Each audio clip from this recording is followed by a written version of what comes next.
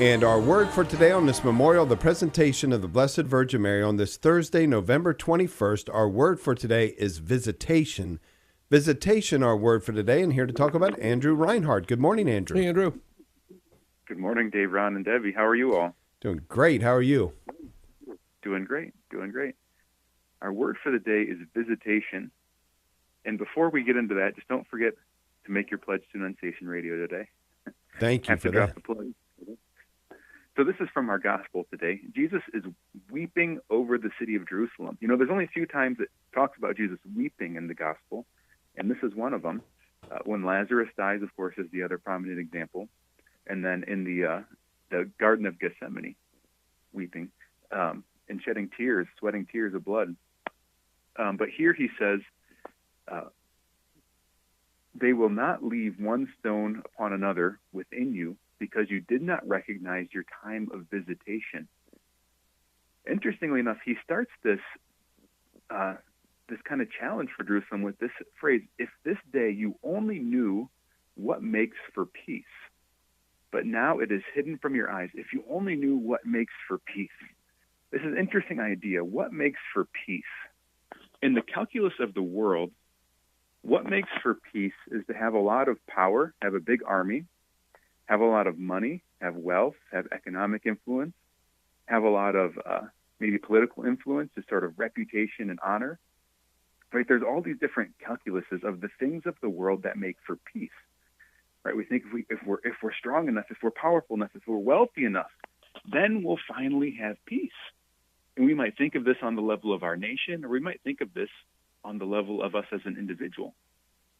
But notice in the first reading, this beautiful reading from the book of Revelation, which is, I think, a great, one way to read it is a great image for, what's going on inside of the human heart. There's this loud voice that proclaims, who is worthy to open the scroll and break open its seals? But no one in heaven, on earth, or under the earth was able to open the scroll and examine it. I shed many tears because no one was found worthy to open the scroll and examine it. This scroll, this idea is sort of like, what's the core of things? What's the heart of things? What's the deep wisdom? What's the universal theory of it all? Like, how do we figure it all out? How do we understand? How do we save ourselves? Right? How do the chosen people save Jerusalem from being destroyed by the Romans? How do we save ourselves from being destroyed by sin? The only one that can break open the seal is Jesus. It's the Lamb. It's the Lamb. There's a great reflection on, the state of the church called From Christendom to Apostolic Mission. It was published a few years ago. And this is what the author of that book says. It was published anonymously. It says, the church is never in a more fragile situation than when she seems strong, but has lost her deep-rootedness in the invisible world. We're never in a weaker situation.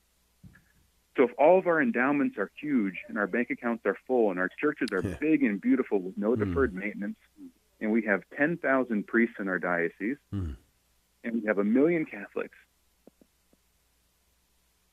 if we're not deeply rooted in the invisible world, meaning deeply rooted in prayer, deeply rooted in the Lamb, relying on God for everything, we're never in a weaker position.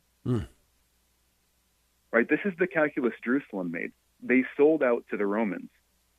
They sold out the leadership. Were in collaboration with the Romans, using their currency, using their system, relying on the great power of the day for their safety and security. And ultimately they fell. And that's the whole story of the Old Testament.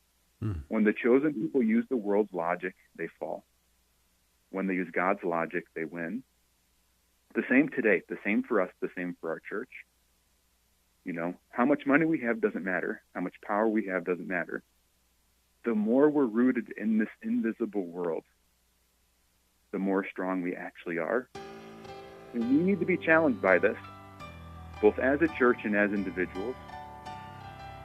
And this is the great message of Mary, who's presented in the temple today. She was rooted in the invisible world, and she's the one that crushes the head of the serpent. There's no woman more powerful in history than the Blessed Virgin Mary. So our word for the day is visitation. I absolutely love it. Thank you, Andrew. God bless you, brother. God bless you.